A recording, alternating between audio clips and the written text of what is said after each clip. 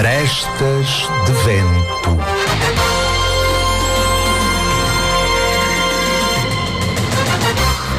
A polémica, as artes, a entrevista. Tudo pelo pensar de Ricardo Cardoso e da sua equipa.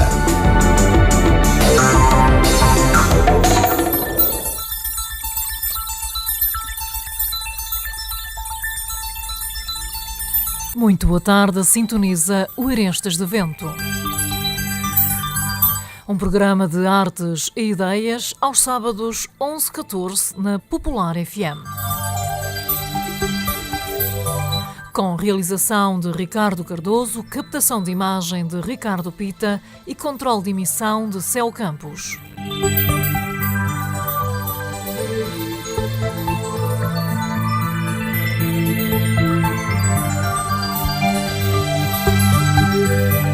Arestas de Vento, o programa de cultura na rádio mais antigo do país. São 26 anos a comunicar ideias numa linha singular de opinião. No fundo, uma forma definida de existir e resistir sem olhar a pressões.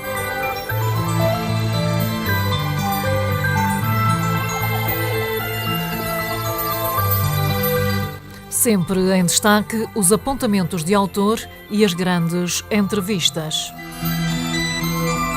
Lembramos que o Arestas está na net em arestasdevento.espelhomágico.pt e ainda que esta emissão pode ser seguida online em qualquer parte do mundo em popularfm.com. Arestas de Vento.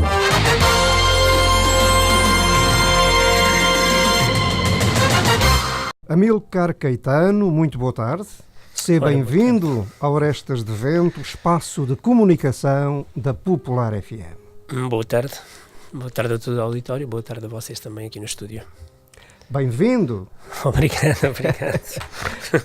A tua infância foi passada em Setúbal e no Pinhal Novo. Estou a ler um pequeno recorte da tua longa nota biográfica, para onde foste, aliás, muito novo. Contudo, nunca perdeste contacto com Fonte Nova, o teu berço, após nascimento no antigo hospital do Convento de Jesus. Amílcar, não se pode fazer a história das coisas e das pessoas ao contrário. Assim, por favor, começa a tua história. Olha, eu nasci precisamente há 57 anos. Fez há pouco tempo 57 anos que nasci, precisamente no Convento de Jesus e prematuro. Eu fui um bebê de 8 meses. Portanto, a minha mãe dizia que eu tinha nascido quase dentro de uma caixa de papelão. E nasci precisamente aí, foi o primeiro hospital. Eu já tinha tido um irmão que, entretanto, morreu e que tinha sido em casa. Os partos da minha mãe foram quase todos em casa, só eu e a minha irmã é que nascemos no hospital. A minha mãe, na altura, morava na Fonte Nova e os pais eram pescadores. Portanto, a minha avó materna era uma mulher muito modesta da fábrica, daquelas de saia preta até aos pés e de algebeiras grandes para trazer o peixe e as ovas para casa e os netos todos atrás. Lembro-me perfeitamente disso, eu e as minhas primas e os meus primos. E, por outro lado, os meus avós paternos moravam nas Fontainhas, ou seja, moravam mais precisamente no Mirador, na ladeira das Fontainhas, e, portanto, eram duas culturas completamente diferentes. Portanto, aquilo acho que... Aliás, o casamento da minha mãe e do meu pai foram sempre muito atribulados devido às culturas dos dois. Portanto, tinham culturas completamente diferentes. A mãe do meu pai era uma mulher autodidata.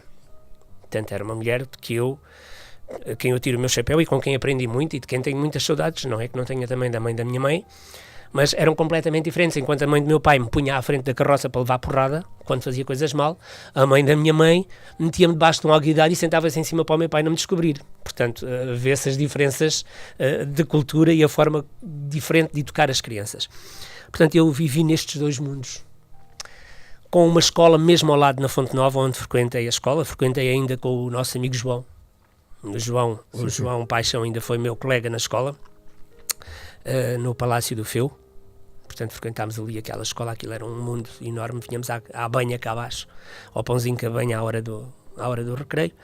Mas o meu pai, derivado com tentas políticas da altura, o meu pai era muito jovem e trabalhava nos Correios e passaram os corredores em Setúbal, e ele fez um levantamento na estação dos Correios para ir ver os corredores passar, e então foi apelidado de comunista, de não sei o quê, e foi transferido. Foi transferido para o Pinhal Novo. E pronto, a partir daí começou a nossa vida a andar de Setúbal para o Pinhal Novo, do Pinhal Novo para Setúbal. Ele primeiro vai para Setúbal e a minha mãe vai tudo para Setúbal também. A minha mãe para o Pinhal Novo, a minha mãe não gostava do Pinhal Novo. A minha mãe detestava o Pinhal Novo, porque também, entretanto, ela, portanto, independentemente da cultura dos pais dela, ela também era uma mulher um bocado culta e era uma boa modista. Era uma boa costureira na altura, uma boa modista. Em Setúbal tinha muito trabalho. E ir para o Pinhal Novo, na altura o Pinhal Novo hoje não é o que era na altura. O Pinhal Novo, quando eu vim para cá, tinha 4 ruas, não tinha mais 4 ruas, eram 2 do lado de cada da linha e 2 do lado de lá, e havia a praça e havia 2 escolas, e a igreja no largo, que não era nada daquilo que é hoje. Exato. Era um largo pequenino, terra batida, com uma igreja e lá ao fundo o matador e a estação, portanto não havia mais nada no Pinhal Novo na altura. A minha mãe detestava aquilo, detestava isto, estamos no Pinhal Novo. Ora bem, a partir daí a minha mãe engravidou da minha irmã e de maneira nenhuma queria ter a minha irmã no Pinhal Novo, até que no Pinhal Novo não havia condições para ela ter a criança, e ela queria ter a criança no hospital. Viemos novamente para Setúbal. E então andámos assim uma série de tempo, Setúbal, Pinhal Novo de Setúbal. Entretanto, o meu pai aqui no Pinhal Novo funda o Conjunto de Arrendadores com o Álvaro Amaro e o Feliciano Silva e começa a ter os ensaios. O meu pai era um homem do fado também, era um boémio, pouco estava em casa, não era um homem muito ligado aos deveres familiares, embora gostasse muito de nós, mas acima de tudo estava ele e a sua forma de estar na cultura também, porque ele também era muito dedicado às coletividades e ao trabalho cooperativista, independentemente da relação que ele tinha política, e que só mais tarde é que eu vim a saber, porque ele tinha grandes inimigos na GNR, e quando foi o 25 de Abril que ia pegar na espingarda e matar toda a gente. Por ele, o Pinhal Novo ficava sem metade dos habitantes, porque eram tudo fascistas.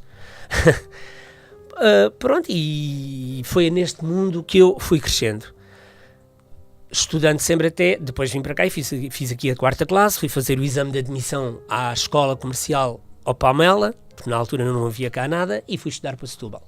E, portanto, é onde se dá o primeiro corte, mais ou menos com o Pinhal Novo. Eu começo a andar em Setúbal e, portanto, uma semana na casa da avó materna, outra semana na casa da avó paterna, porque na altura os miúdos, eu tinha 11 anos, e andar de comboio para a minha mãe e para o meu pai era uma grande confusão. Era complicado. Ir do Pinhal Novo para Setúbal, para depois sair no Cobedo e depois ir para a escola comercial ou para o liceu, para eles aquilo não encaixava. Encaixava era eu ficar em Setúbal e, portanto, claro, fiquei por Setúbal. Mas, muito sinceramente, a escola para mim não...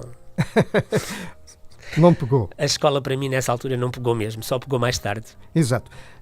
Por tudo isso que disseste, tiveste uma infância feliz? Tive.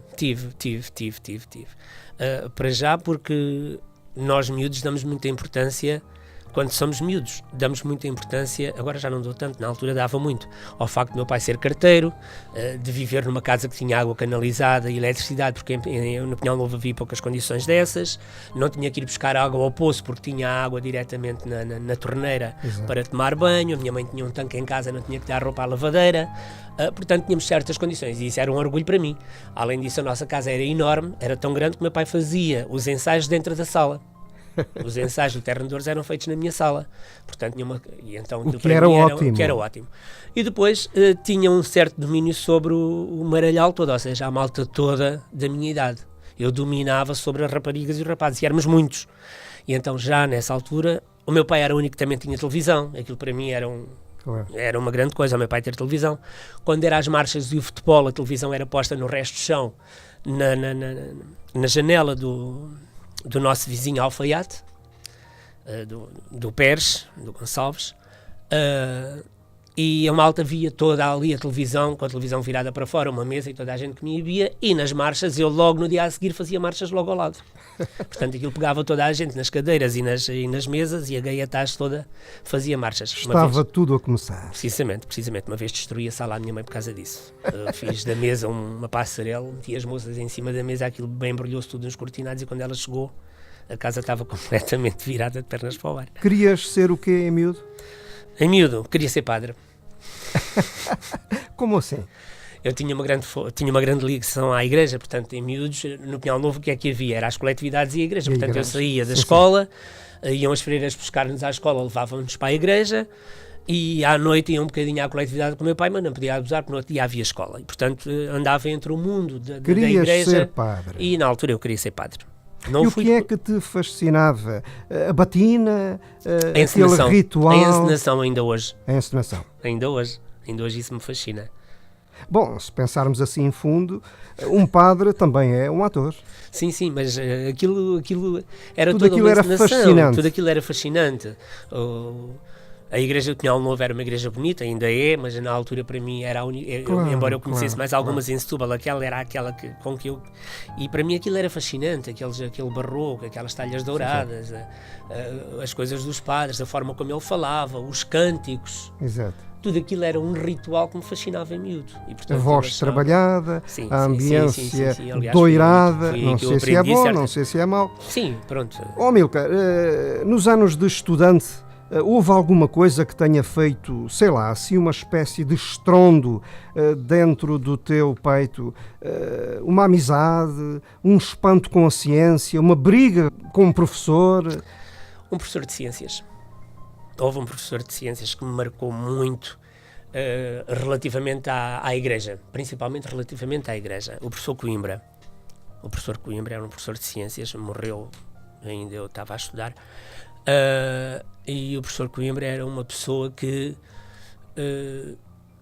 não era cristão, também não era ateu, mas ensinava-nos a ver a igreja de outra forma diferente e a vida também. Portanto, quando eu comecei a aprender que a teoria do Darwin e portanto, que nós éramos uma evolução de alguma coisa, e foi aí mesmo, e que não tínhamos nascido do Adão e da Eva, portanto, isso para mim fez-se uma luz enorme.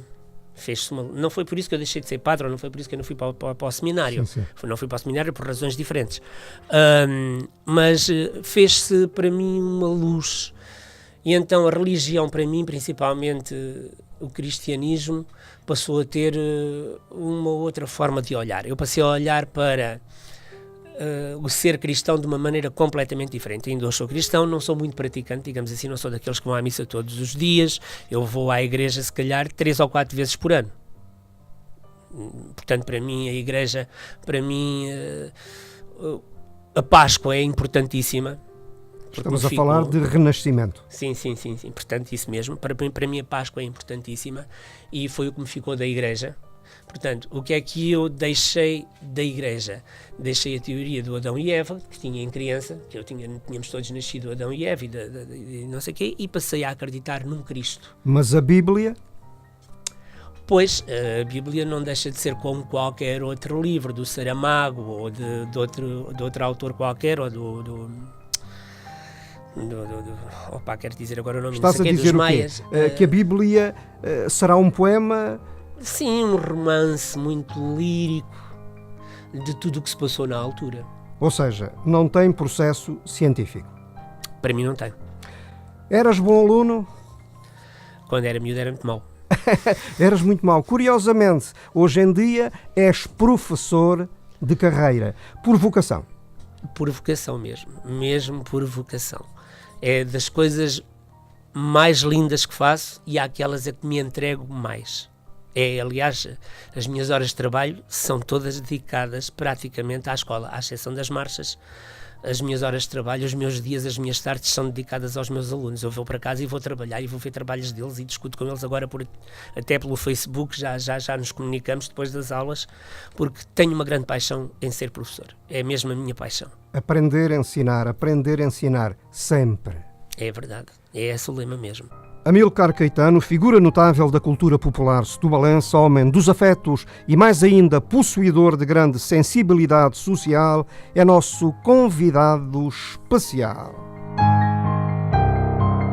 Ora, deixa ver aqui a nota biográfica. Pois bem, vais fazer 58 anos de idade.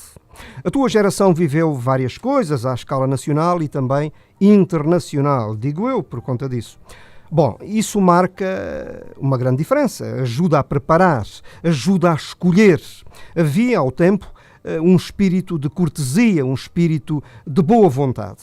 Amílcar Caetano, hoje em dia não é bem assim. Tens alguma reflexão para uma coisa destas? Tenho. O 25 de Abril apareceu como sendo a salvação de muita coisa que não foi. Eu era um jovem que trabalhava em Lisboa e estudava na altura. Na altura do 25 de Abril, eu estava no auge das minhas aprendizagens, estava numa escola de balé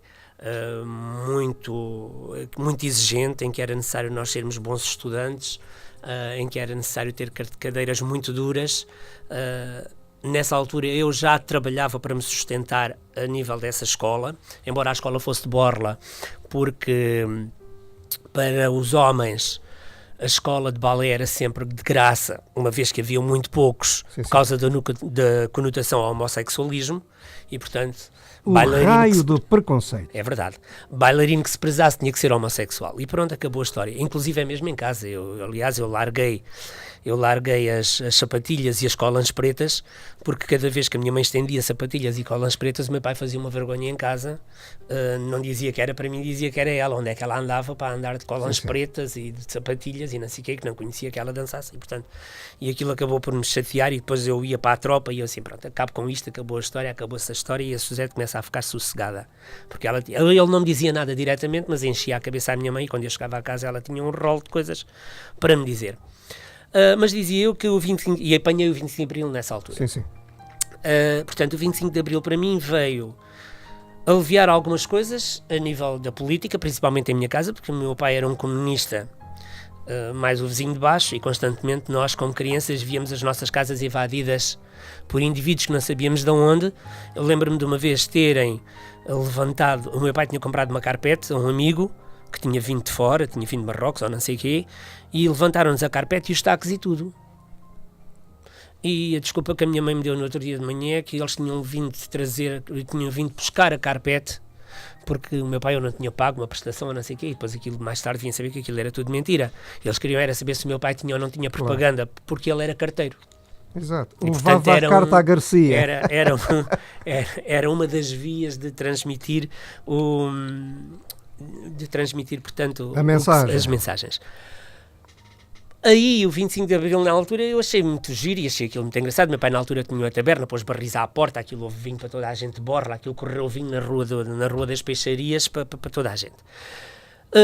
E pronto, o 25 de Abril era uma coisa boa, tinha sido uma coisa boa. Eu já não ia à tropa, já não iria ter que ir para Angola, para os meus pais ficarem a chorar, embora fosse uma coisa que eu até desejasse quando era miúdo. Era uma coisa que eu gostava de ter feito, era ter ido lá fora, ter ido à Guiné, ter ido a qualquer lado, por acaso gostava disto. Exato. Não tinha consciência também, era aquelas coisas dos miúdos. Os meus tios iam e eu gostava de ir. Vagabundo. Os meus tios tinham ido e eu achava no que bom sentido do termo. Aquilo havia de ser uma viagem bonita. Claro. O resto não me interessava, pouco me interessava a mim se ia morrer, se não ia morrer. Eu achava era que a viagem havia de ser bonita, ir de barco, não sei para onde, não sei durante quanto tempo, a fazer não sei o quê, para aquilo para mim era um encanto. Portanto, o 25 de Abril, a minha primeira desilusão foi esta. Portanto, não fui à tropa lá para fora, tive que ficar ali no quartel da Graça durante o tempo que fiz tropa. As ideias, portanto, do 25 de Abril eram muito boas, mas vieram-se a deteriorar. E para mim, eu já não posso dizer que o 25 de Abril tinha sido a melhor das coisas que nos aconteceu.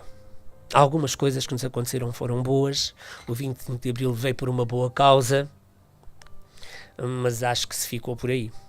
Portanto, nós continuamos a viver à mercê de meia dúzia de senhores que se criam nos aviários ou nas incubadoras dos partidos, que da vida não percebem nada senão daquilo que estudaram nos livros, e que têm que ter um encosto para a sua velhice, mesmo que depois lhes cortem 5 ou 10% na reforma, porque a eles não lhes vai valer de nada, portanto não lhes vai magoar nada, uma vez que as reformas são altíssimas. Portanto, a quem é que vai doer o corte de uma reforma que tenha de 8.000 euros se lhe tirarem 1.000 ou 2.000?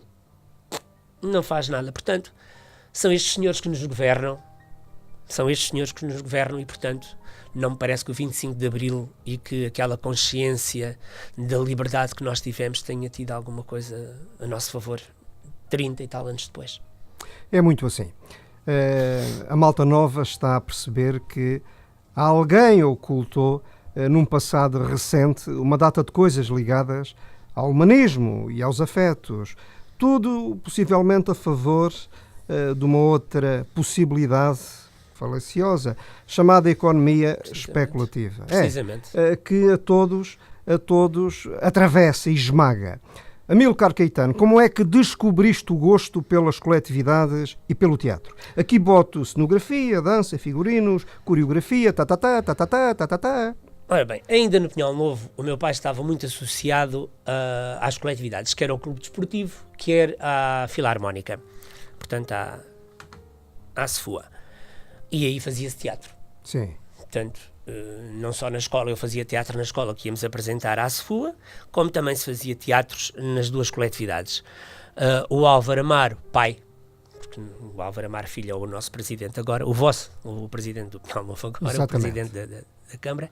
Portanto, o Álvaro Amaro, pai, era um homem também de grandes ideias culturais a nível da cultura popular e fazia muitas revistas e muitas coisas, e eu, muito pequeno, comecei a andar ali naquelas coisas. A minha mãe era costureira e o meu pai empurrava a minha mãe para os figurinos, o balé, o Pérez, que era um filho do tal vizinho comunista, que era o Alfaiate, era um rapaz de grande poder de mãos a nível das cenografias e fazia os cenários, e portanto eu começava-me a entusiasmar aquelas coisas e adorava aquele mundo.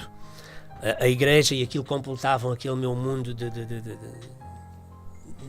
imagens ricas, de coisas onde não havia problemas, onde tudo era divertimento, música, dançar.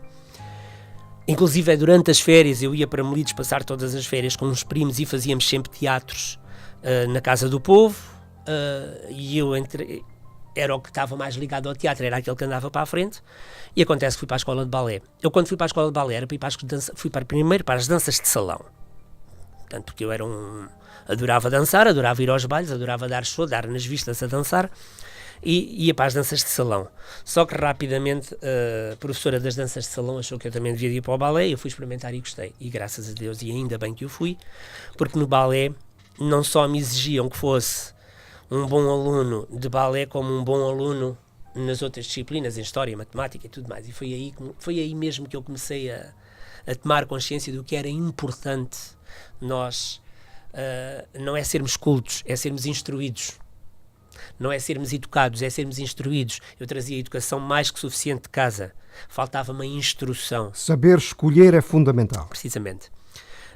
E aí é que eu comecei a tomar consciência das coisas, e portanto no balé foi onde eu aprendi conscientemente o que era ser cenógrafo, coreógrafo, até onde é que podia ir, se tinha limites para ir mais longe, se não tinha limites para ir mais longe, saber aquilo que a gente gosta.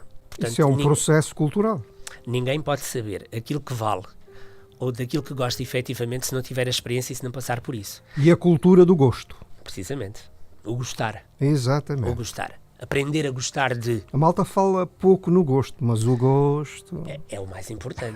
Move montanhas. Exatamente. É o gosto, a vontade. O gosto traz-nos uma vontade que move montanhas. Se nós tivermos gosto por aquilo que estamos a fazer, conseguimos mover montanhas. Amílcar, ainda por cima ao gosto, é irmão gêmeo da criatividade. Sim, isso leva-nos à criatividade. Isso leva-nos a imaginar as coisas de formas... sei lá, olhar para uma janela e ver lá um mundo.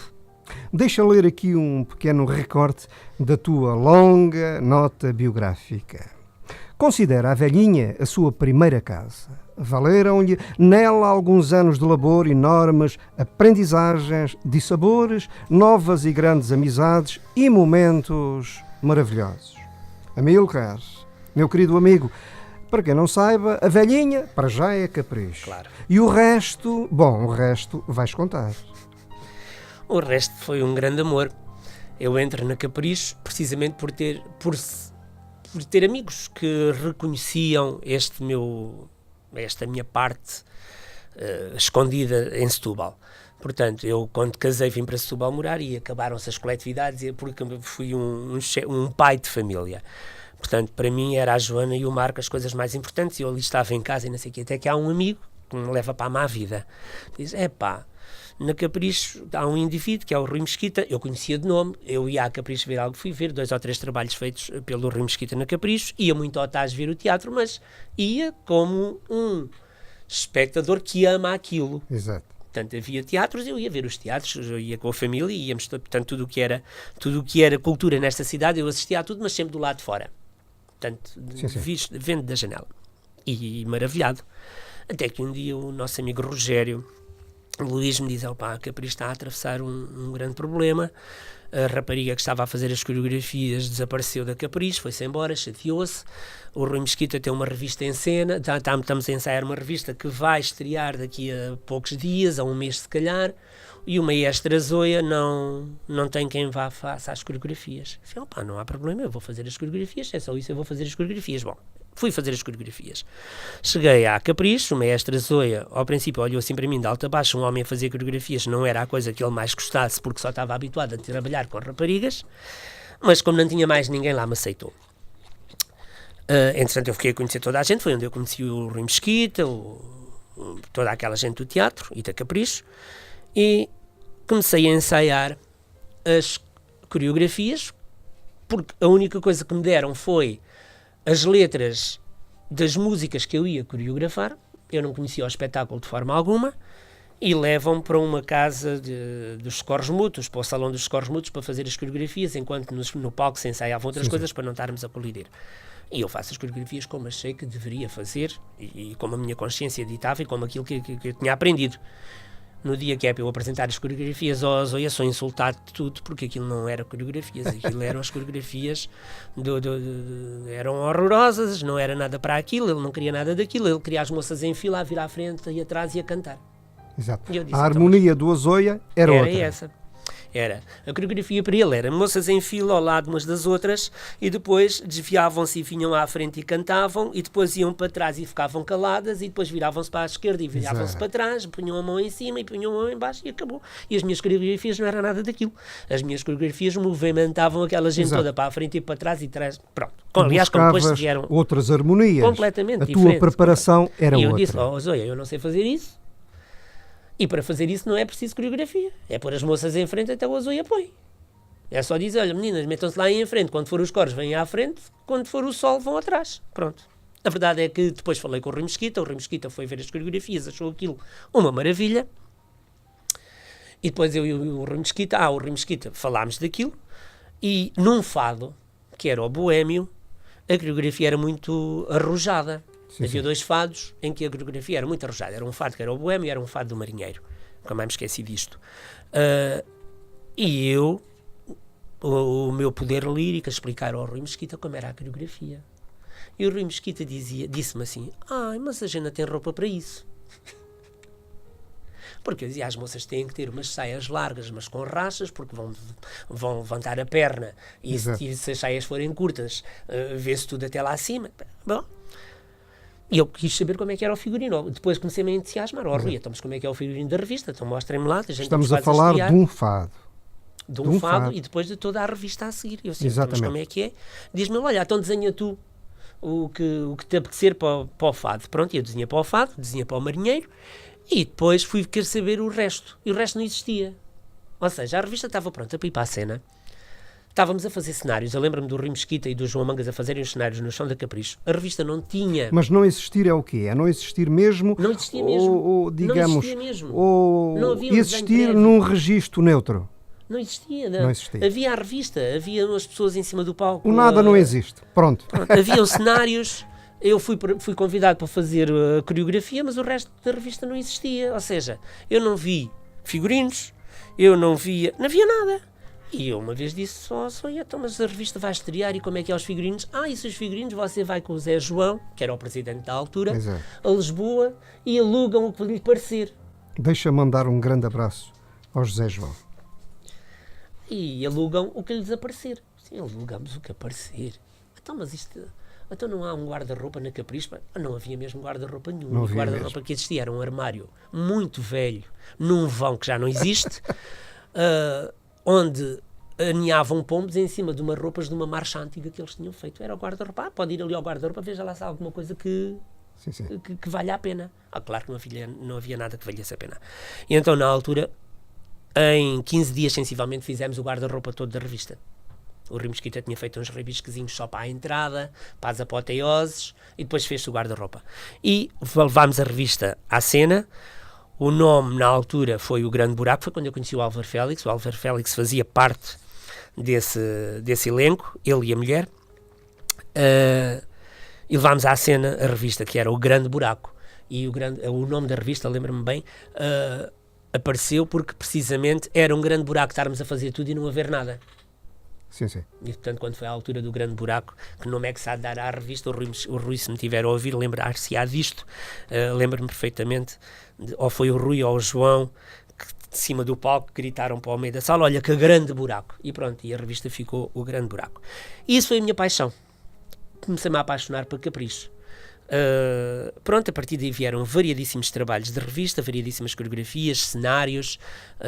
Os cenários que eu fazia era juntamente com o João, em que ele pintava, eu imaginava e ele fazia a pintura, porque a nível de dedos eu tenho muito pouca... Os meus dedos não fazem nada daquilo que o meu cérebro me comanda. O meu cérebro imagina um palácio e os dedos conseguem fazer uma barraca. Tu és um criativo. Sim. Os dedos não me ajudam a... Falaste no João Mangas. Exatamente. João Mangas. Que para mim também era um grande cenógrafo na altura, e ainda é.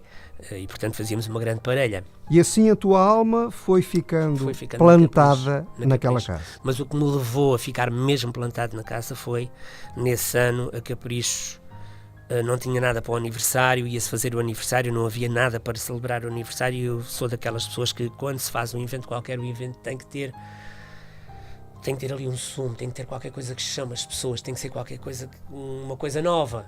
Sim, tem que ter para já princípio, meio e fim. Método. Imaginei que aquele aniversário deveria ser um grande aniversário. Tinham-se feito as obras da Capricho há muito pouco tempo e ainda não tinham feito nada de relevante.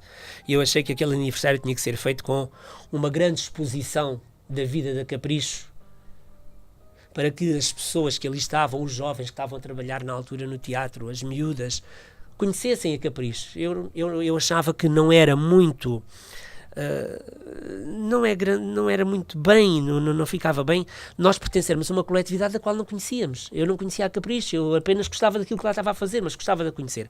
E então não fiz outra coisa do que pegar numa caneta e num caderno, começar a tirar notas, começar a perguntar a pessoas o que era a Capricho, o que tinha sido, até que me foi aberto realmente o arquivo. Sim. Das atas de direção e das atas de assembleia e de jornais antigos da Capricho, e comecei a contar a história da Capricho por escrito, e fez-se então uma grande exposição que ainda hoje existe guardada em arquivo, sobre a vida da Capricho. E aliás tudo o que neste momento se escreve sobre a Capricho e não sei o quê derivou precisamente dessa exposição que eu fiz, porque ao mesmo tempo fiz um bookzinho com essa história, e a minha paixão começou aí mesmo. Foi aí que começou a minha paixão. E muito bem. As marchas populares, de certa maneira, têm marcado uma boa parte da tua vida. Pergunto eu, qual foi o processo de aproximação, entendimento e de introdução? As marchas têm uma coisa... Pronto, nada acontece por acaso. No primeiro ano que as marchas de Setúbal se fizeram, eu saí à avenida porque estava uma noite de calor espetacular e tinha o meu filho muito pequeno, e saímos à avenida e deparámos com as marchas. Mas deparámos já com as últimas, salvo erro. Já só me lembro de ter visto 3 ou 4 marchas no desfile da avenida nesse ano, no primeiro ano das marchas. E por graça eu olhei, ainda não estava na Capricho, e olhei para a minha mulher e disse-lhe assim: aqui está uma coisa que me levaria a sair de casa. Aqui está uma coisa que me levaria a sair de casa, que me levaria a fazer qualquer coisa. É isto que é a minha vida. E pronto, mas aquilo ficou por ali. Fomos para casa, eu nunca mais me lembrei. Depois então fui chamado para a Capricho para fazer para desenvolver. E no ano de 99, segundo ano das marchas, eu já estava a trabalhar na revista e começou-se a dar os primeiros passos para as marchas. E eu tive sempre com um olho no burro e outro no cigano. A minha vida, ninguém me chamou para marchas e, portanto, eu não me metia naquilo que se passava nas marchas, mas ouvia as discussões das marchas entre o Condessa, que na altura era quem estava a fazer a marcha da Capricho, e o João Mangas, que era o cenógrafo. E aquilo entusiasmava-me, eu não podia estar de lado, até que metade das miúdas com quem eu trabalhava na revista também eram marchantes. E algumas das pessoas, dos técnicos da revista também eram marchantes, e portanto aquilo estava tudo ali muito em fusão. Mas eu nunca me quis enfiar por ali, e não merecia a pena, só se me chamassem. Acontece é que o Condessa, em fevereiro, abril, em abril, maio, teve que sair de Setúbal para a França por causa do trabalho. Sim, sim. E então foi ter comigo, que eu estava a coreografar a revista, e disse-me, olha pá, eu venho ter consigo porque tenho que me ausentar, a marcha não pode ficar sem ninguém, eu tenho a coreografia feita, e o Amílcar tomava-me conta da coreografia e fazia os ensaios.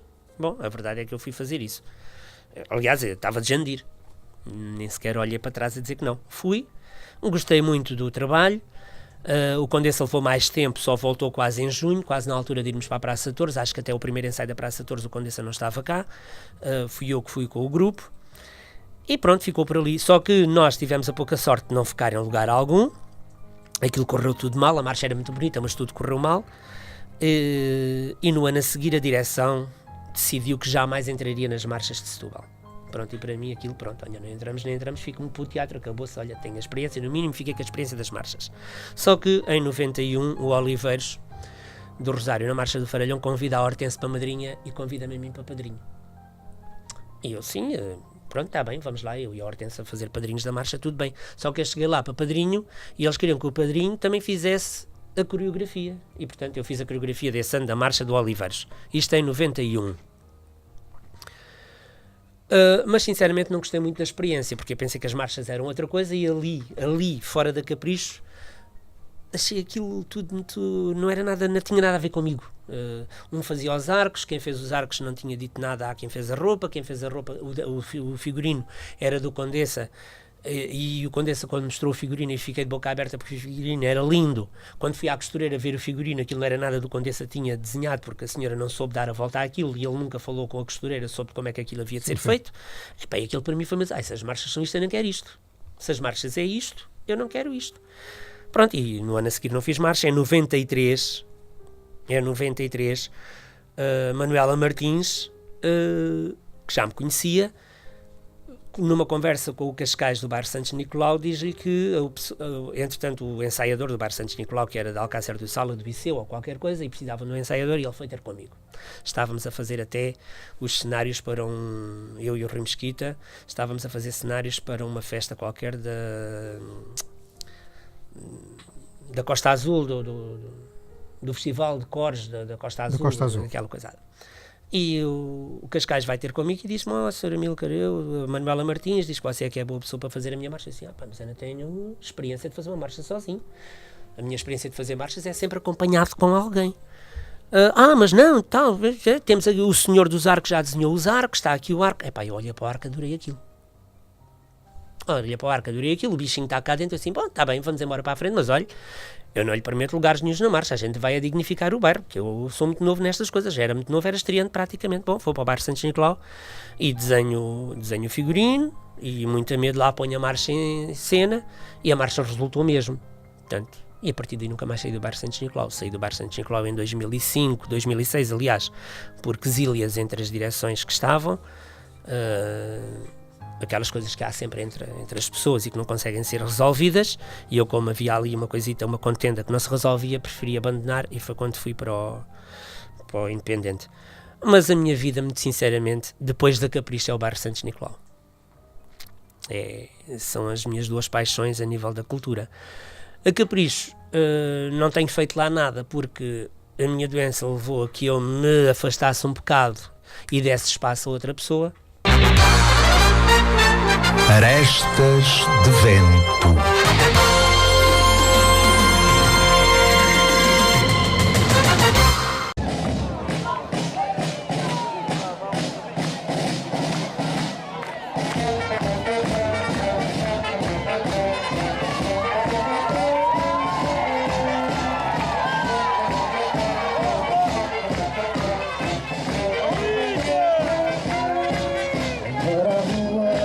Vem ver a lua, descer debaixo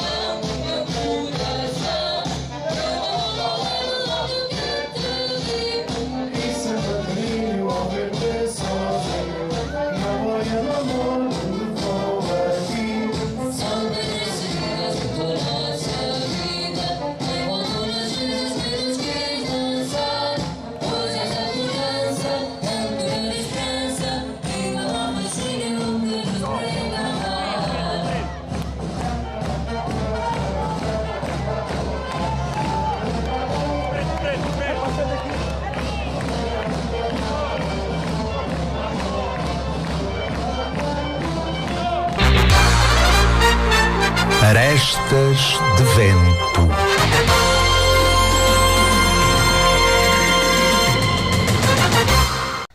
Pois bem, falávamos das marchas populares, de Setúbal, e tu, mais em concreto, falavas da Capricho, também por conta das marchas.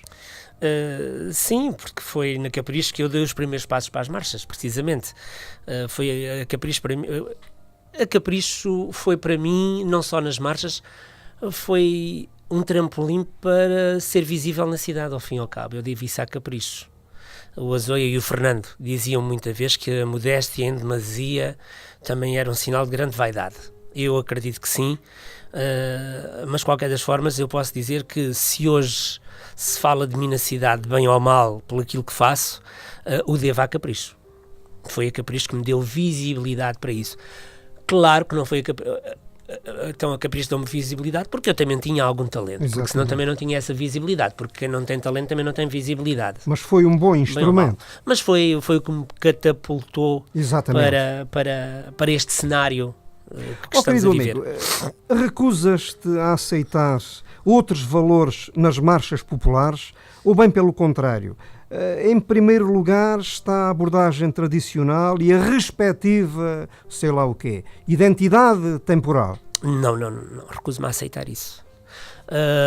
Eu acho que as marchas são populares, mas têm que ser contemporâneas. E eu este ano tive muita dificuldade em meter a minha marcha na rua por causa disso. Porque toda a gente gostou do desenho quando eu apresentei o projeto da marcha. Toda a gente ficou de boca aberta porque era uma grande invenção, mas depois quando começaram a ver a concretização das coisas e o fazer, achavam que aquilo não ia a lado nenhum porque nunca se tinha feito. Começando pelos chaiotes das raparigas, aquilo não era de marcha, aquilo era de bailarinas da Gulbenkian. Estás maluco, isto é para quem? Só a única pessoa que me ajudava era a costureira, porque adorava aquelas confusões, mas a direção em si, então mas agora estes chaiotes, então mas isto não é das bailarinas clássicas? Aquilo tinha que ter arames, aquilo tinha que ser... Estão curtinhas, as pernas estão curtinhas, vê-se as pernas todas às moças para ir abaixo. Não, porque os chaiotes feitos desta maneira não se vê pernas nenhumas. Eu já estudei isto tudo. Mas como é que tu estudaste isto tudo? Porque eu não faço um projeto sem eu estudar. Tu és um homem perfeccionista. Sou. E acreditas assim na dialética popular? Acredito. Oh, querido amigo... Acredito que é uma grande força. Sabemos nós... Sabes tu, naturalmente... És o principal interessado, que tens sido constantemente premiado nas marchas populares de Setúbal. Bom, isso será um orgulho para a tua folha de serviço. É, mas não é só mérito meu. Está bem, mas... Não é só mérito meu. Tenho tido a sorte de ter bons projetos sozinho, também em parceria com a Condessa, muitos prémios que eu recebi, portanto não são meus, são nossos acima de tudo, porque eram projetos que nós fazíamos depois de longas noites e caminhadas pela cidade de Setúbal. Também aprendi muito com ele a este nível. Talvez este abandonar o cariz genuinamente popular, enraizado de há séculos, e transportar isso para o contemporâneo, o devo a ele. Com o Condessa aprendeste no ambiente e na prática. Sim.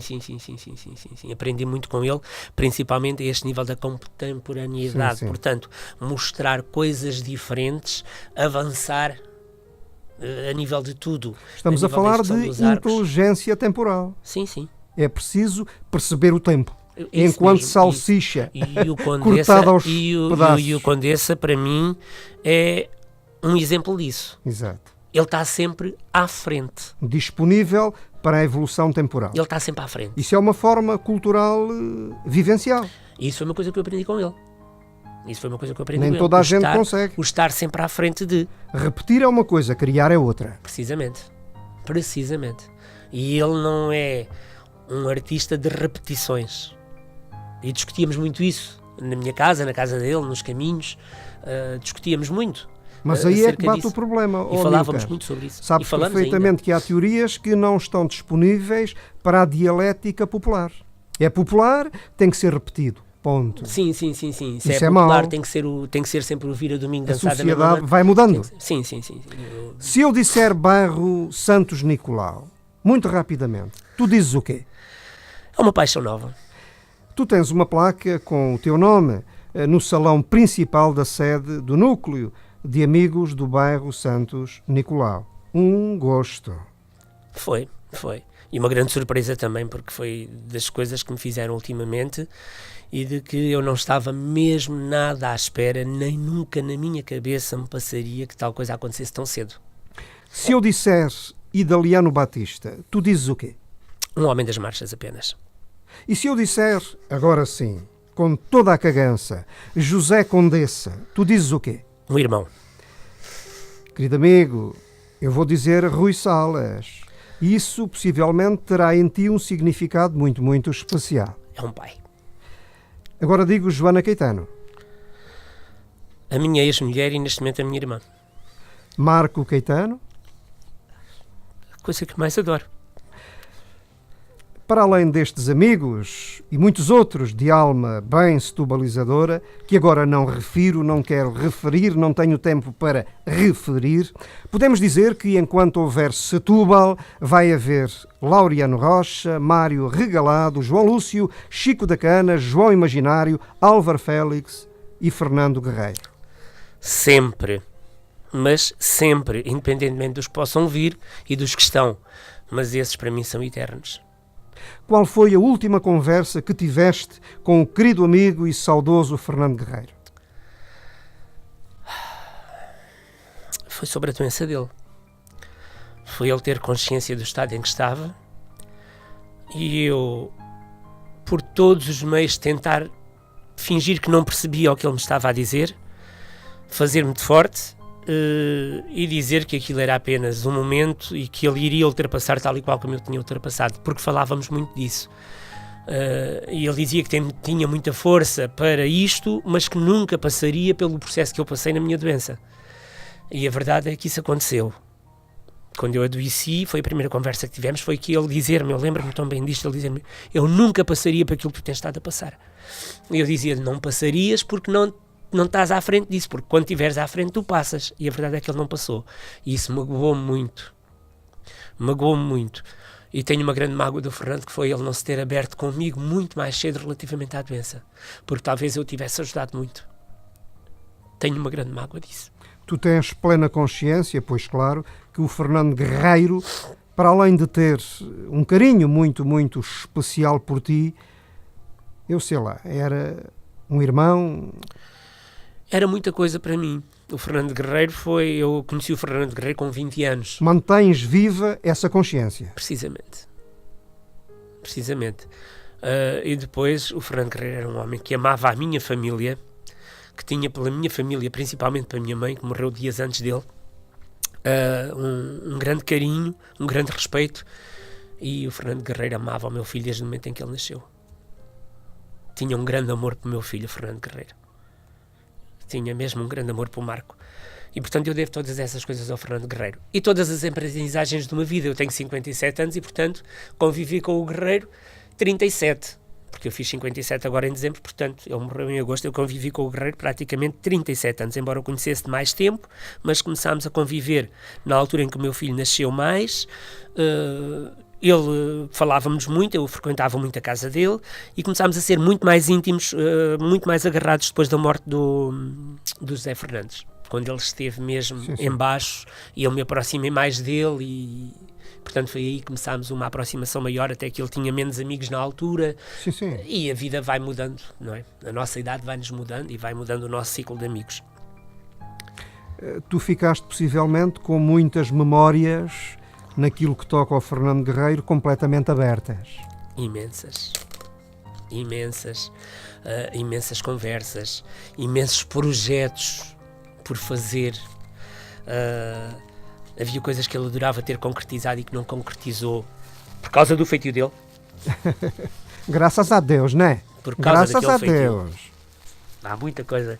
Ele adorava ter feito a malquinha de arroz numa versão dele, que ele chamou a malquinha do Bar Salgado, que ele escreveu, uma adaptação. Eu tenho-a. Ainda ensinámos, tem se tivesse que encenar aquilo tudo seria da lavra do Fernando Guerreiro, porque tudo o que ele dizia, todos os passos, tudo aquilo, eu tenho tudo escrito, porque eu assistia portanto eu fazia a assistência da direção de atores na altura, dos ensaios, e aquilo foi tudo por água abaixo, por uma simples dança de sevilhanas, que estava a acontecer no local onde a gente ia ensaiar, numa hora em que nós tínhamos que ensaiar. Pois. Mas essa coisa é que é linda. Tudo isso tornou o Fernando Guerreiro uma figura muito, muito especial. Mas era um querido, ele dava-nos nas orelhas, mas a malta também dava nas orelhas ao Fernando. Ele pouco se importava, porque a última palavra era sempre a dele. Olha, ficas a saber que há 2 noites, passa a confidência, sonhei com o Fernando e estava precisamente a dar-lhe nas orelhas, curiosamente. Ele pouco se importava com isso. A ele o que interessava era dizer tudo aquilo que queria para dizer, daquela forma que vocês conhecem, que é uma forma que quem não o conhece, aquilo era horroroso, era da gente fugir. Mas sabemos também que depois, 5 minutos depois, nada daquilo tinha qualquer tipo de importância. Eu chamo isso verdade existencial. Era um homem dos afetos. Deixa-me mandar esta, querido amigo. No dia em que o corpo do Fernando Guerreiro desceu à terra, tu, Amílcar Caetano, espalhaste flores por algumas artérias da cidade de Setúbal, cidade que, repito, o Fernando Guerreiro muito, muito amava. Bom, eu entendi aquilo como um gesto tão alquímico, tão bonito e ao mesmo tempo tão importante que fiquei, estarrecido com aquilo. Bom, acho que aquilo tocou bem fundo no coração de quem na hora gostava do Fernando, ou de quem por vocação seria ou será mais alquímico, mais virado para os horizontes celestes. Não sendo de forma alguma encenação, até que foi muito espontâneo, porque eu já tinha esse pensamento, e depois quando a Alexandrina e a Céu Salver me falaram sobre o assunto também, eu já tinha isso na mente. Achei que era a última coisa que poderia fazer ao Fernando, embora soubesse que se ele tivesse vivo não o quereria, que ele era de encenações no palco, de poucas encenações na vida real, ele era muito terra a terra na vida real, mas achei que a despedida tinha que ser em grande, tinha que ser uma despedida apoteótica, tinha que ser algo que ficasse nas nossas recordações, e que ele o merecia. E além disso também foi um bocadinho uma remissão relativamente ao facto de na última semana não estar ao pé dele, porque eu fui de férias, a minha mãe tinha morrido e eu não estava nada bem, ele doente naquele estado também não me fazia assim muito bem, e eu fui vê-lo ao hospital e uma das enfermeiras, quando ele mudou de quarto, estive a falar com uma das enfermeiras e uma das enfermeiras disse-me: Amílcar, tu não estás em condições, nem o pulmão, nem outra coisa está em condições de tu poderes ir ao quarto do Fernando vê-lo. Ele está bem, não sei o quê, mas eu aconselhava que tu não o fosses ver, porque estás muito suscetível a bactérias e não sei o que mais e melhor. E eu vim de lá muito triste e disse assim: então, se eu não posso ir ver o Fernando, a minha mãe morreu, estou sozinha em casa, já acabou a escola, as marchas já lá foram, não tenho nada para fazer, vamos embora de férias, vá, Rui, fazemos as malas e vamos de férias. Uma conversa de um jantar, a Joana quis ir, olha, fomos os 3 laurear a Pevide e fomos os 3 para o Norte, que eu adoro o Norte. Adoro o Jerez, e o Jerez para mim é assim, respirar ar puro e depois trazê-lo. Eu adoro o Norte, adoro andar por aqueles sítios, mas infelizmente fomos surpreendidos pela morte do Fernando numa manhã, e viemos à corrida para ir abaixo, e eu vim todo o caminho a pensar: mas porquê é que eu não estive lá? Mas porquê? Tanta coisa que ele se calhar ainda tinha para me dizer, tanta coisa que eu ainda teria para lhe dizer, mas eu não sei se ele já teria alguma coisa para dizer, porque ele era um homem de pouca paciência. Eu lembro-me de ter ido visitá-lo e estava lá a Alexandrina Pereira mais o padre Miguel, e foram postos na rua. Ele meteu-os na rua, literalmente, só que a Alexandrina, como já o conhecia, lá ficaram a aguardar no corredor, e depois daí, 5 minutos, ele lá mandou chamar o padre, lá teve de roda do padre, e com a mão dada ao padre, e não sei o que mais. Mas era o Fernando, era assim, portanto, e até quase morrer, ele foi assim. E, portanto, esta homenagem das rosas e das folhas rosas, acho que a cidade não se vai esquecer dele. Foi o tempo que perdeste com a tua rosa, com a tua flor, que a tornou tão importante. Saint-Exupéry. É verdade. Falar de Carlos César ainda tem alguma setubalidade na voz? Eu acho que terá sempre. Terá para quem o conheceu, e terá certamente para quem se interessar por estas coisas da teatralidade, fará bons estudos relativamente àquilo que o Carlos César significou e está à vista para Setúbal. No bom e no mau. Sim, no bom e no mau, mas toda a gente tem a sua parte boa e a sua Claro, parte má. faz parte. Mas culturalmente, se houve um momento em que se respirou teatro em Setúbal, em que se respirou a alegria de ir a uma casa de espetáculos, em que as casas de espetáculos estavam completamente cheias, em que toda a gente, principalmente os atores, viviam de sorriso na cara e a gente passava por eles e eles não estavam sisudos, foi na altura do Carlos César. Sem Tu dúvida também alguma. apanhaste essa. Sem dúvida alguma. Também apanhaste essa. Sem dúvida Nem todos alguma. apanharam. Ou Mas apanham. sem dúvida alguma. É. E os atores não estavam sisudos. Dessa gosto. Precisamente. E há aqui outra tirada com jeito e maneira temporal. O Carlos César foi, com mais um ou dois do género, foi pai do Teatro para a Descentralização Cultural. Sim, por isso Do mesmo. teatro profissional na província. Por isso eu digo. Com isso se fez a história em Setúbal. Sim, e por isso mesmo eu digo, se na realidade os que não o conheceram, os que não conviveram com ele, os que não souberam quem era e o que fez, para o bem e para o mal, Procurem saber. quiserem saber, têm uma boa fonte histórica, portanto é ver muito bem quem foi o Carlos César. É bem verdade, querido amigo. É bem verdade. Tu tens um neto. Não tenho, é a minha vida. É a tua vida. No entanto, ela move-se. Tudo faz parte do mesmo. Tudo faz parte do todo. Querido amigo, um neto ajuda a perceber melhor o sentido para a palavra eternidade. Ajuda. Vinha precisamente a pensar nisso. Não Aliás, digas. desde que ele nasceu que eu penso muito nisso. Porque aparece-nos o medo. Enquanto que pais não temos o medo de não conseguir chegar à fase adulta dos nossos filhos, Sim, sim. com os netos vivemos neste medo. Com os netos vivemos no medo de e agora?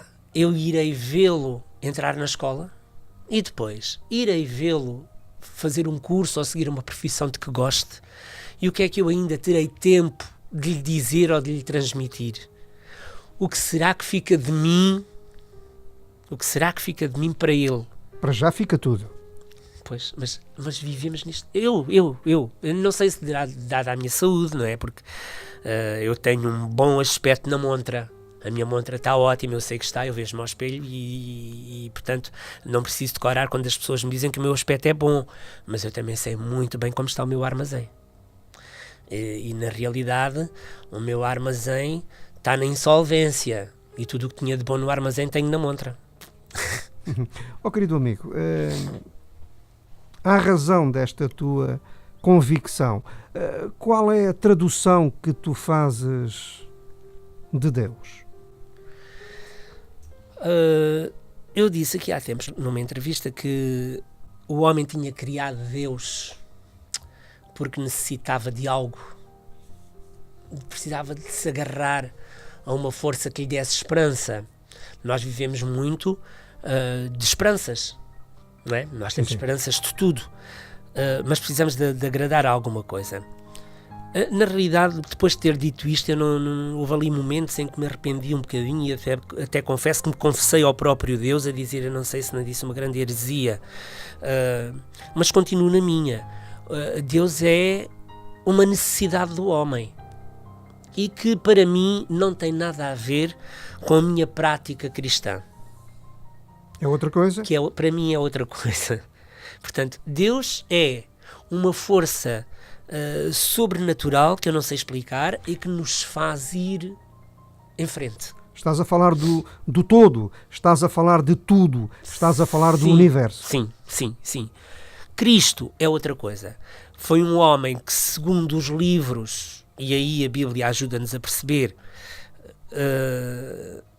que deu tudo o que tinha de melhor para que nos amássemos uns aos outros, para que nos compreendêssemos. Cristo é o exemplo. Sim. És agradecido ao universo pela vida e já agora também pelo sofrimento? Sim, sim, sim, sim. Porque a vida é uma coisa linda, mas o sofrimento ajuda-nos ainda a perceber melhor essa vida. Estás a dizer que o sofrimento purifica, ou seja, aproxima do quase. universo. É quase isso, é quase isso, é quase isso. Não quero aquele sofrimento da Claro. Inquisição. Claro. Mas sim, o passarmos por alguns momentos mais difíceis que nos fazem sofrer, que nos fazem pensar em quem somos, em quem fomos, em quem poderíamos ter sido, caso as nossas escolhas tivessem sido outras. Exato. Esse sofrimento leva-nos a compreendermos melhor o que andamos cá a fazer. Aproxima da razão maior. E esta questão de Deus, isto é quase assim, bom, uma árvore tem raiz, tronco, tem folhas, etc. A botânica, essa é uma ciência. E a gente pode ver a própria árvore, mas Deus... É isso. Numa das muitas entrevistas que fiz ao saudoso ator, encenador e poeta Fernando Guerreiro, o também homem da cultura, José Condessa, fez-lhe a seguinte pergunta, à qual o Fernando Guerreiro respondeu de forma acalorada. A cultura está afastada do cidadão comum ou é servida em jeito empacotado? Amílcar Caetano, se tivesses sido tu a responder, que volta terias dado a esta questão? Eu acho que ela está afastada do cidadão comum por uma simples razão.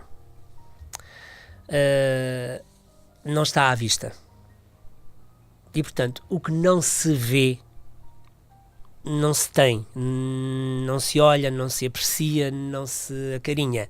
Portanto, eu acho que a cultura está um bocado arrastada de nós. Por variedíssimos motivos, porque os tempos são outros, porque as pessoas não são todas iguais, porque as formas de estar também não são iguais. Vimos há bocado o caso do Carlos César, não é? Portanto, a forma era completamente diferente e, portanto, aquilo chegava a todo lado. Mas eu não falo só na cultura do teatro, falo na cultura da literatura, falo na cultura da poesia, falo na cultura... Portanto, eu acho que sim, que está um bocado afastada de nós, do cidadão comum. Pura e simplesmente porque quem a tem não a dá, quer vendê-la, e para mim a cultura não se vende. Há aqui um complemento na pergunta do Condessa complexo, mais ou menos jeitoso pelo lado da interpretação, ou é servida em jeito empacotado? Sim, mais por aí, mais pelo pacote, embrulha-se. Negócio é tudo aquilo que seja negociado. Claro. Pergunta Luís Candeias, animador cultural e ator no grupo de animação e teatro Espelho Mágico. Passa a dizer, o que falta a Setúbal para ser de vez um grande polo dinamizador de cultura em Portugal? Estruturas, hábitos... Se não há hábitos culturais em Setúbal, diga porquê e porque se perderam. Um grande abraço e tenho por si muita consideração. Luís Candeias. Eu acho que se perderam os hábitos. Foram-se perdendo lentamente porque a oferta foi ficando cada vez mais reduzida e menos apelativa. Sim. E isto não há outra. Isto é outra das questões pelas quais eu pelo caminho vinha a pensar também. E não quero de maneira nenhuma que pensem que eu vou ser agora no que vou dizer um engraxa-sapatos, mas a verdade é que depois do Carlos César em Setúbal ter-nos oferecido aquilo que nos ofereceu e que de um momento para o outro se fechou, esta janela que se fechou e que teve algum tempo fechada, apareceu de uma forma completamente diferente, mas em que nós já podemos respirar ali um bocadinho e já nos dá um interesse e se calhar uma esperança de coisa, o Espelho Mágico, que não tendo nada a ver, ainda nos dá ali, ainda nos alimenta ali uma esperança de que as coisas vão aparecer noutro patamar de trabalho. Mas também não posso esconder que ultimamente, nestes últimos meses, tenho surpreendido com alguma oferta a este nível, vinda do grupo da Gisele, eu queria me lembrar o nome e não consigo, Do Zé Maria Dias? Do Zé Maria Dias, portanto, em que tem uma casa... Teatro, Estúdio Fonte Nova. Sim, em que, na realidade, eu me tenho deliciado em alguns domingos à noite, num são convívio, num hall, em que antes do espetáculo as pessoas convivem, bebem chá e estão num ambiente... E isso também é teatro.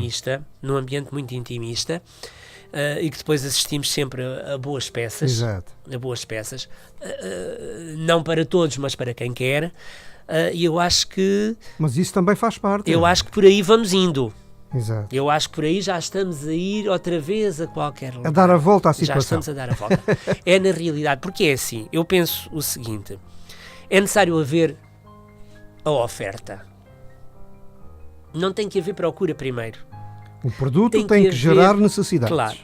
E sem oferta não há produto. Claro. Tem que haver uma oferta. E depois as pessoas têm que escolher. As pessoas podem escolher. E toca piano quem tiver unhas para tal. Neste momento eu posso dizer assim, eu não vou ao teatro porque não posso, porque não tenho dinheiro ou porque não quero. Porque a peça tal não me interessa, mas também posso dizer, eu vou ao teatro porque quero ver tudo porque quero estudar tudo, quero ver o que é que está ali que eu acho que é bom e quero ver o que é que está ali que eu acho que é mau. Pois, o que eu quero sobretudo é viver teatro. Tu há pouco falaste no Espelho Mágico e eu tenho que rebuscar o seguinte, sem o Fernando Guerreiro não havia Espelho Mágico. Eu quero e devo aqui relembrar que os fundadores do Espelho Mágico são Céu Campos, Fernando Guerreiro e este vosso amigo Ricardo Cardoso. O Fernando Guerreiro está ligado ao padrão de representação do Espelho Mágico. E isto tem que ser dito e tem que ficar no éter e já agora também no filme que o Ricardo Pita está fazendo. Mas olha que eu vou ser contra isso, finalmente. Eu não acredito muito nisso. O Espelho Mágico já existia antes do Fernando Guerreiro. Não existia, lá ter não. Aparecido. Não existia. Então o que é que existia antes? Não existia coisíssima nenhuma. Existia um programa de rádio com o mesmo nome noutra estação. Não existiam uns teatritos e tal. Isso eram umas animações que fazíamos na Capricho. Eu vim daí para cá, antes do Fernando Guerreiro. Eu tinha esta ideia de que a Céu já fazia alguns momentos de teatro e já tinha algumas coisas. Mas o Espelho Mágico, enquanto grupo organizado, não, nasceu com o Fernando Guerreiro. Pronto, então retiro tudo o que ia dizer, porque eu ia dizer, não, o Fernando Guerreiro, o que eu ia dizer, mas de qualquer forma digo, sim. O que eu achava que tinha acontecido era que o Fernando Guerreiro tinha sido um grande motor para arrancar, fez correr mais rápido o processo. Era isso que eu queria dizer. O padrão é dele.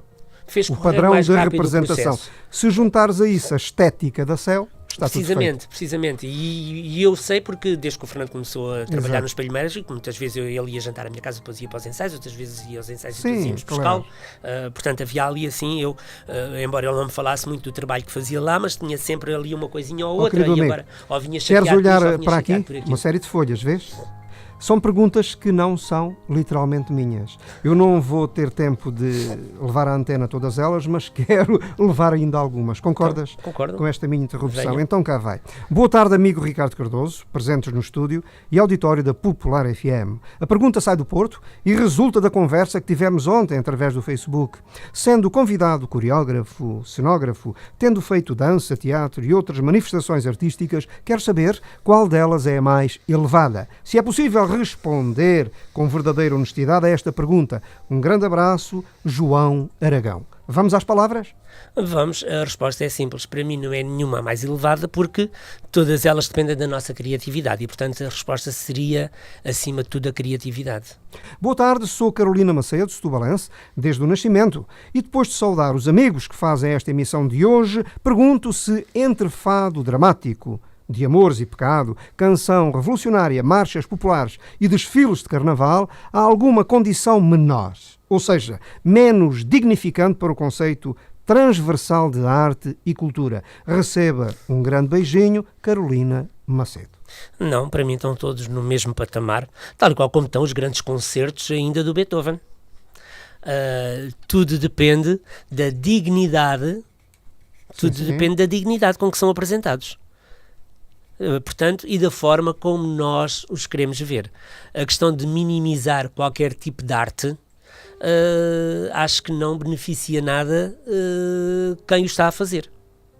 Porque arte é arte. e as pessoas podem gostar de fado dramático, como podem gostar de uma canção pimba que não deixou de ser arte. E de um desfile de carnaval. Igualmente. Também é uma manifestação naturalmente artística. Sim, acima de tudo artística. E se for bem concebido, e se for bem conseguido... Até pode ser passa corrosiva também. Claro, os desfiles de carnaval, quanto a mim, apareceram da necessidade que existia de se aproveitar estas alturas para se extravasar e se dizer e se manifestar os nossos descontentamentos relativamente àquilo que nos rodeava. Em Setúbal, presentemente, temos 2 carnavais. O carnaval de inverno e o carnaval de verão. Isso é bom? Muito sinceramente, eu não gosto do carnaval de verão. Aliás, não gosto do nome do carnaval de verão. Não é do que se passa que não gosto. Gosto muito do que se passa. Aliás, acho até muito mais rico espetacularmente do que o carnaval de inverno. Acho o carnaval de inverno, eu já sei que os meios não podem ser melhores e portanto é aquilo que é, mas acho o carnaval de inverno muito pobre mesmo, de uma pobreza mesmo que não dignifica nada à cidade. Desculpem-me qualquer coisinha, desculpem-me, mas isto é o que eu penso. Isto é o que eu penso e não tem nada a ver com organizações, não tem nada a ver com nada. Acho que é uma boa vontade, é uma grande boa vontade da gente se poder divertir na avenida durante aqueles 3 dias do Carnaval, mas acho aquilo sempre muito pobrezinho. Ao passo que o Carnaval de Verão é uma coisa que já traz muita gente à rua, que tem uma riqueza já maior a nível do visual e que não se deveria chamar Carnaval de Verão. Devia-se chamar outra coisa qualquer. É muito verdade. Tu há pouco falaste em fado dramático. Bom, o Camões épico, tem muito valor, com toda a certeza. Mas, querido amigo, sinto que na sua poesia Camões foi possivelmente o nosso maior fadista. Dramático. Dramático, possivelmente. É dramático. Bom, eu acabei agora de receber aqui uma mensagem e vou botá-la já por causa das coisas em antena. Vou tentar ler. No dia do 30º aniversário da morte de José Carlos Ari dos Santos, Fernando Tordo apresenta a Ari Rima com Lisboa. Um concerto em jeito de tertúlia, ou uma tertúlia em jeito de concerto. Uma celebração da vida, das canções e da cidade de Lisboa. Cidade que também foi escrita e musicada pela parceria Ari-Fernando Tordo. O cantor e compositor que mais trabalhou com José Carlos Ari dos Santos vai dar a conhecer ao público algumas das histórias das canções, das nossas vidas, no encontro marcado pela proximidade e pautado, ora por êxitos, ora pela revelação de alguns temas menos conhecidos. Está dito, há e mais, com a participação de Mitó do grupo Anaifa. Amilcar Caetano, esta chegou bem na hora. É verdade. Principalmente porque eu sou um fã dos poemas do Ari. Acho que cada palavra dele faz sentido, desperta-nos para a vida. Cada palavra dele desperta-nos, faz-nos ser pessoas intervenientes. Não se pode ouvir ou ler um poema da Ari descontextualizado de tudo aquilo em que ele viveu e de todo o ambiente político e socio e social em que ele estava inserido. Ao ver... eu sou muito... Não sei se sou suspeito a falar da Ari, mas a minha juventude floresce e eu nasço na juventude com as coisas do Ari. Não é? Também passou pelo Ari. Eu quando desperto para a vida... Pelos grandes significados da poética. Precisamente, eu quando e da desperto canção. para a vida... Eu quando desperto para a vida é isto. Tudo aquilo era o mesmo, não é verdade? Eu quando desperto para a vida foi isto. Mais um Arestas de Vento, mais uma emissão com a minha especial atenção. Faço a sintonia Moscavide e tenho comigo o poder da comunicação global. o Esperanto. Recebo um grande abraço do Alexandre Cassessa. Agora sim, gostaria de saber quais as principais diferenças na relação das coletividades com o meio em que estão inseridas. Se pensarmos por comparação nas décadas de 70, 80 e 90 e o tempo atual. De que forma será possível projetar as pessoas para uma vida em comum se toda a sociedade está pensada para ser vivida de uma forma egoísta, logo de uma forma individual? Tenho a sensação que, por razões várias, caminhamos para aquela velha tirada: mais do que 5 pessoas é um ajuntamento. Amílcar Caetano, vamos às palavras? Vamos. Também tem sido uma das minhas preocupações como dirigente e como pessoa de coletividade. Uma das preocupações das coletividades é que, na realidade, neste momento, elas estão a viver sozinhas praticamente. As coletividades, salvo raríssimas exceções, estão de portas fechadas.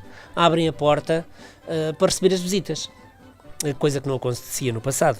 E num passado muito recente, 20 anos atrás, 10 anos atrás talvez, e a Capricho abria todos os dias, de manhã à noite tínhamos a Capricho aberta, havia sempre uma atividade, Agora continua a ter atividades, mas de porta fechada. Não há condições.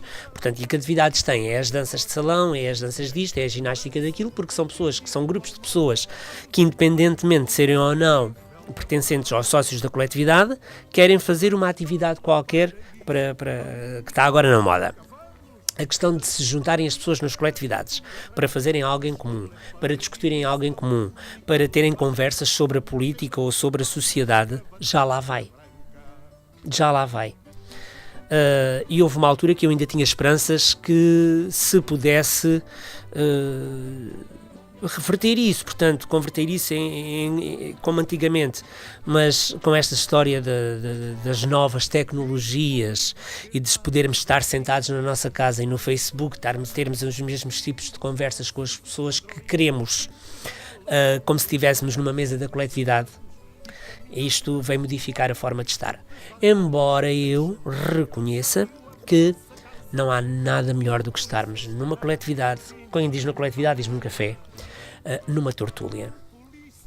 E eu tenho muitas saudades das noites que se faziam na Capricho, quando não havia revistas, nós tínhamos que inventar, porque cá está, tínhamos que ter sempre a casa cheia e, portanto, quando não havia revistas, haviam outras coisas, e uma das coisas era as célebres noites de poesia.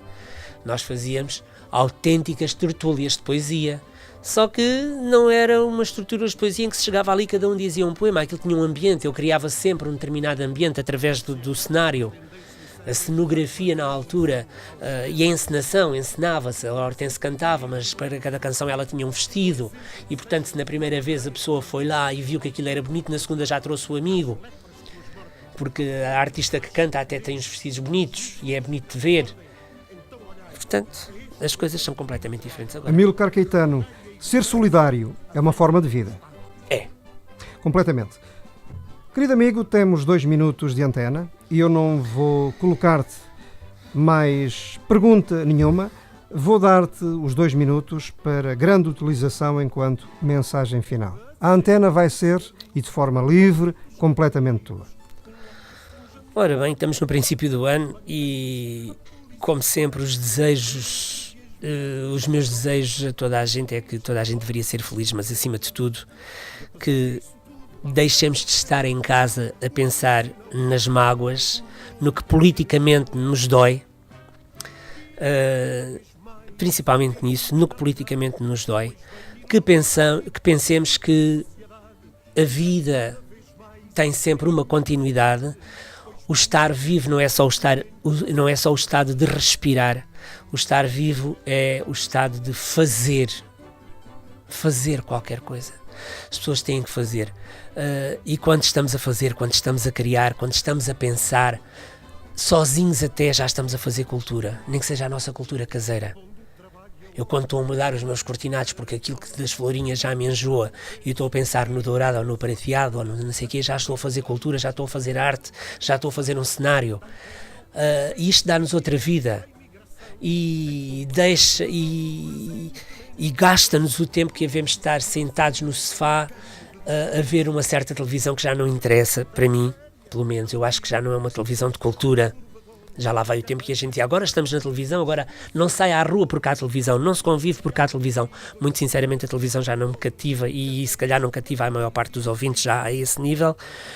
Portanto, a melhor coisa seria nós voltarmos às voltarmos às coletividades com um outro espírito, com uma outra abertura. Amílcar Caetano, foi um grande prazer conversar contigo nesta emissão de hoje do Arestas de Vento, aqui na antena da Popular FM. Para ti, as maiores felicidades. Igualmente para vocês todos, para o programa em especial e para toda a audição. Arestas de Vento.